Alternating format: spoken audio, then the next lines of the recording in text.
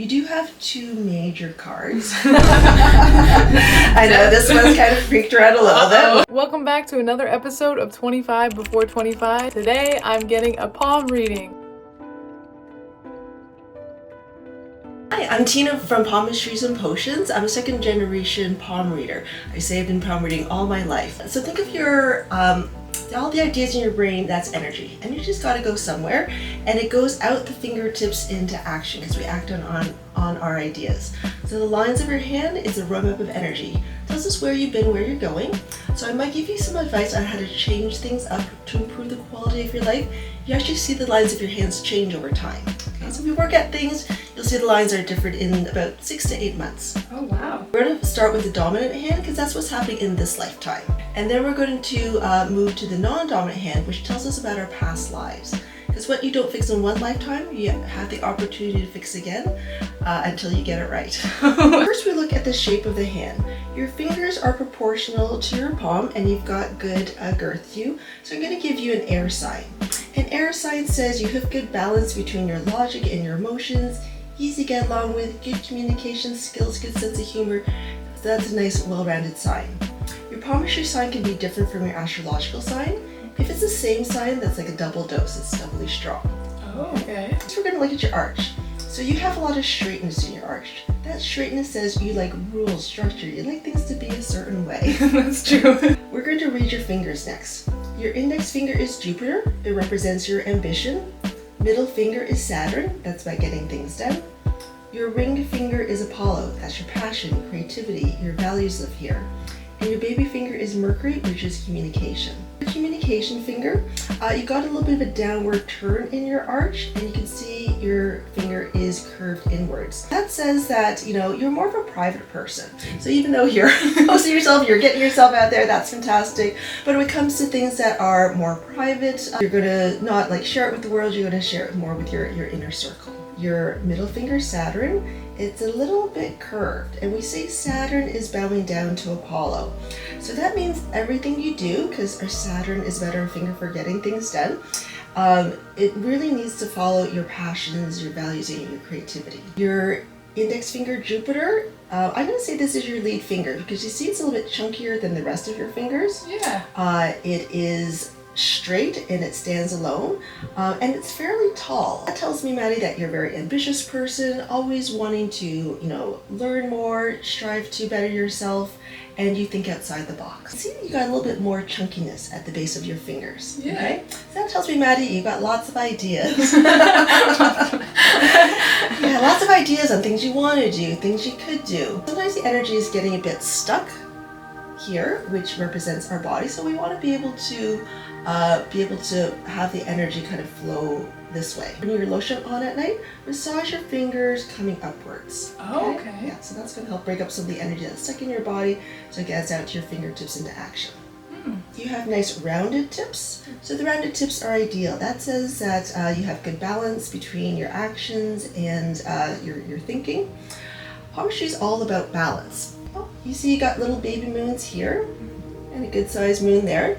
The more moons, the better, the bigger, the better. Moons are signs of good luck and good fortune. Oh, okay. Raw nails say that you see the big picture. Nothing escapes your attention. So the square-shaped nails say that, again, your actions and your thinking are in balance. I'm going to say with your baby finger, it's a little bit longer than it is wise. And that says when we communicate, we do a fair bit of thinking before we open our mouth to speak. Base of the head next. Okay, I'm looking for balance and support. Okay. So when I say balance, it's between these two mounds. When I palpate them, they feel very similar in texture, which is great. When we look at it visually, though, we can see there's a lot more chunkiness under the thumb. So we'll talk about what that means. And when I say support, if I chopped off your hand and put it on the table, would it stand upright or would it topple over to do imbalance? And we can see there's a lot of, again, heaviness under the thumb, and your thumb is raised. So I'll come back to that and explain what that means. Outside mound is called Luna. Luna represents our intuition, it's our connectedness with ourselves, and it's our creative center. We like Luna to be healthy and happy because then we're accurately perceiving what's going on inside ourselves, what's going on around us, and it helps us make good decisions. Now, if I looked at your Luna just in isolation, I would think it's fantastic. It is fantastic. Lots of things I like about it. It's got a nice pinky color to it. Again, the texture is nice and soft and fleshy. And the temperature is nice. It's not too warm and not too cold. And I especially like, if you can see these fine lines running across this way. Yeah. Yeah, those are called lines of intuition. So when you have a nice healthy Luna like you do, plus all these lines, that says, Maddie, you've got really good, again, intuitive skills, right? You probably know that things are going to happen before they even happen. However, when we pull back and look at the whole hand, see it is, again, a little bit of imbalance. Think of your hand like a house. We need a good, foundation to be able to support all the upper stories of all the things that we want to do. Like, oh, we've got a bit of a crumbling corner in the basement here. And we put all our money up front in the foyer, and someone built an illegal deck out back because it doesn't have enough support under here. Okay. So see how it's coming out over the side here, Maddie? Yeah. This tells me you're a very kind, generous person, okay? And maybe some difficulty saying no, because this is where our boundaries live. See, the top of your hand is wider than the base of your hand, okay? So the top of our palm represents our soul. So your soul is very wide and it's coming over here. We call this the public side of our hand. Our soul wants like people to be better, humanity to be better. So again, a lot of our energy is coming out this way. Think of your energy like water. So your water is coming out here to the public side. We need to save some water for us because at the base of the hand, it represents us. This is our foundation. You want to have good, healthy boundaries. Say no to people. If it's not your top priority, they could do it themselves. And with that energy and time we save, we're going to redirect it to ourself, to Luna. Luna is self-care, self-nurturing, doing things on your own that helps you connect to you. Because again, the more you know yourself, the healthier you'll be, and then you'll be able to help others more. So it's a case of putting on your own oxygen mask on before you help others. This mount is called Venus. Venus represents our physical body, it represents our responsibilities in life, and all the things that we want in life too. It's a little bit tight, so it says we're holding some stress in our body. Yeah, for sure. Maddie, I want you to take care of the basics: eating, sleeping, exercising. See how it's getting a little bit red and puffy? Yeah. In that web space there? That's called Mars negative. If that gets red and puffy, that's a sign we're getting a bit run down. Not sleeping well, catching cold, so just want you to watch out for that. Okay. Your thumb is very close to your hand, and your fingers are fairly close together as well. That tells me, Maddie, that you are, a little on the conservative side. You are comfortable living life right here, okay? And I know with your YouTube channel, what you're trying to do is to break out of that, right? To expand a little bit more. 100%. Fantastic. So what I want you to do, Maddie, is to practice stretching your thumb, having our thumb out at 45 degrees. This flow says we're open to the universe. We're open to what's next. Okay. So practice stretching and massaging. And we want the ideas to flow into this phalange, which is called our logic center. So your logic center looks good. It's nice and thick, so you're very logical.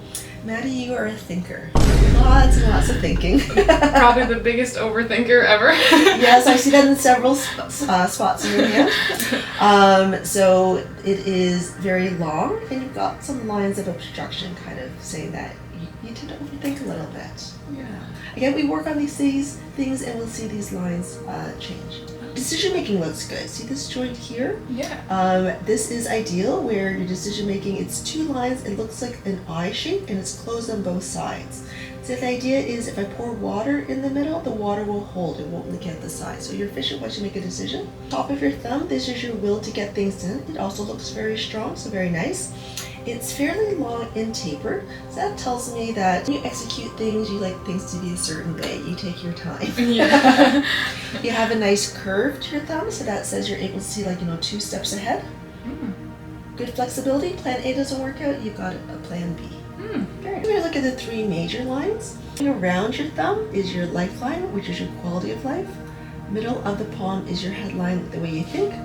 Top of the palm is your heart line, the way you love and relationships. These 3 lines, we think of them like a river of energy. We want the river deep and strong and together. We don't want rocks and boulders in the way slowing us down. We don't want little streams coming off of it to divert the flow. Do you see all these little streams coming off of it? Yes. Oh, Maddie, that's you thinking. Okay. Those are our worried lines. And they're literally stealing the energy from how you live, think, and love. Oh, jeez. Oh, no. I know it's easier said than done to just stop worrying. Have you heard about mindfulness before? Yeah. Okay, great. That would be a great thing to be practicing, to be able to notice when your mind has gone off into these unhelpful places and bring itself back to the present moment. How old are you now? 24. 24. Okay, so the lifeline here, it acts a bit of a timeline. Where you're at right now is in this little bubble. Now again, you've got so many lines, it's a little bit tricky to see, but at the very beginning of that bubble. Oh. That bubble is called an island of stress. Oh, goodness. Island of stress. Yes, and this is a pretty big island. I'm Oh. going to say about 7 years, and you're probably into like year 2 of it. Okay. So again, we work on these things, the lines can change. So we want to be able to get this island closed off sooner rather than later. Oh, yeah, for sure. Like the shape of it is going around the thumb, that's ideal. That says we're enjoying life, going with the flow, and kind of in the moment, which is good. Now, we've got lots of lines coming across the palm here. Those lines, well, they are event lines. They're like everyday things that happen to us. For most people, and ideally, they stop at the lifeline. When they start crossing over, then these are events that start influencing how we think and how we love. And for you, it looks like, again, you're a very sensitive soul. Oh, yes. That's part of that active Luna. You're a very sensitive person, so Yeah. yes, everything kind of really, affects you. Yeah. So again, mindfulness can be helpful for that. Okay. Journaling, so something upsetting, just kind of like write it down, then put it away. Also, being able to protect your energy. Again, having such generosity in the side of your hand here, and again, a very pinky Luna, which tells me you're quite sensitive, and all these event lines coming over. So yeah, before you get out in a crowd or support a friend in need, imagine yourself in a bubble, things bouncing off of you. Okay. And doing grounding things like breathing exercises, Epsom salt baths, things like that can be helpful. Yeah. But I don't see anything untoward, so no divots or breaks, nothing that says to me, ooh, I'd be concerned about this. It's more like everyday stressors. Parallel lines on the inside. Yes. So those are guardian lines. So imagine you've got lots of guardian angels looking out after you. Oh, wow. That's lovely. Got a nice curve to it, so it says that you're flexible in your thinking. It's got quite a dramatic curve down into Luna. So again, that speaks to your sensitivity. So if someone looks you the wrong way, says the wrong thing, you could be in your head overthinking, because again, Luna is our imagination. So just gonna watch out for that. It looks like you've been working on it though, because I see that it's kind of pulling up a little bit. So you keep working on that, then the downward lines will fade. You've got multiple branches at the base of your headline. That tells me you've got lots of different interests. And you've got a split here at the bottom. That's called the writer's tail. So that means you're a very fair person, able to see other people's side of the story, and good creativity, good writing skills. Long bubble here on your headline. That comes right under our Saturn finger. So again, we tend to worry about things that we need to get done. Yeah. A good thing is, you see this, there's a square right around it too. You've got lots of lines, but there's a square right there. It's called a square of protection. So there'll be times when you gotta get things done, and it just magically falls into place. You have your angels to thank for that. This is so cool. Isn't it interesting? So much fun. Heartline has got a nice upward curve to it. So you're a very caring person, Maddie. You've got a really sharp upward curve, so maybe a bit too caring, a bit too naive. Okay. So when we have a sharp upward curve, it often says that, we wear our heart on our sleeve. Also have a line coming straight across that says that, well, now I've been disappointed, and it's, I have high expectations of people. So we can flip-flop between the two extremes where, again, we're a bit too naive, too trusting, and then we get burned, and then we're, it's kind of like my way or the highway. This main line here is called your destiny line. Destiny line is kind of what we do for work and for meaning. So it's got a bit of a curve to it, so that's kind of where you're at now. So it says that you're still figuring out what you're doing. Absolutely. But it looks like you're quite good at what you do, because it is quite deep.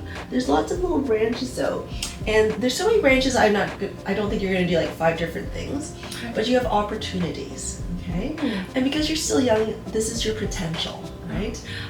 So you got lots of different options, and This one here again is very prominent where it's coming towards the Apollo finger, your ring finger, and when we have that, it says that yes, we have something that we want to like share with others. Often it's on the creative side.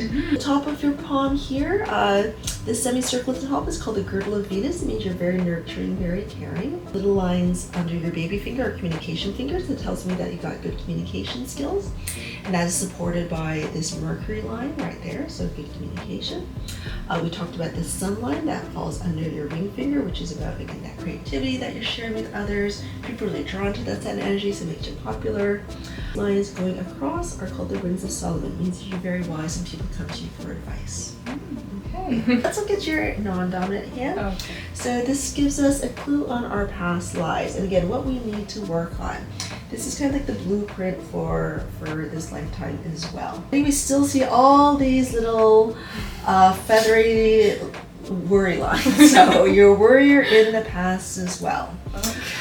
And I'm going to say you're probably a writer, because again, we've got a really prominent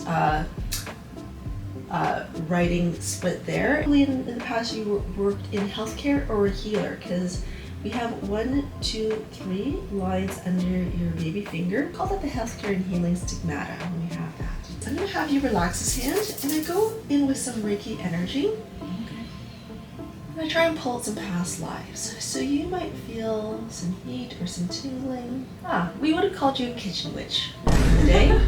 So I don't know if you like gardening or plants in this lifetime, but in the past, yeah, you were very much fueled by the sun. You had like, you know, your herbs and your gardens, and you lived in like kind of like the outskirts of a little village, and people would come to you like looking for, you know, ointments and lotions. That's cool. Yeah, it's a very peaceful life there. I was thinking writer, feeling it, and I'm seeing it too. But this one has a bit more angst to it. In this lifetime, you would write by moonlight. And I'm going to say this was your female energy in both lifetimes. And I'm going to say this is back in the day when women weren't allowed to publish. So you publish under a male pseudonym, but weren't getting the credit for it. So this is something you did very much in secret. So I feel in this lifetime you're expressing your creativity more and owning it more, which is great. I don't know if you like singing in this lifetime, but I hear music. It feels like opera. I love music, but I'm not a very good singer, so I don't know. Well, in past life, you're on stage, and yes, very well regarded, where people would come from far to see you, and beautiful, elaborate costumes. With the writing, I love writing. Definitely explore that more, I would say, too, because definitely it's a gift you have, more prominent in the past, and you can again bring that into, or you can do a general, what the universe wants you to know. Okay, let's do general what the universe wants me to know. Great. So think about what the universe wants you to know, and with your non-dominant hand, because your non-dominant is more intuitive, I want you to take this deck and make me 6 piles from it. It doesn't have to be even, just wherever it feels right. Okay. So with tarot, there is structure. There are major arcana cards. Major cards are big things are happening in the universe, and the universe is in charge. Minor cards are more day-to-day things going on that you've got some control and say over. Kings, queens, these are court cards, which represents people in our life or aspects of ourselves that we need to bring forward.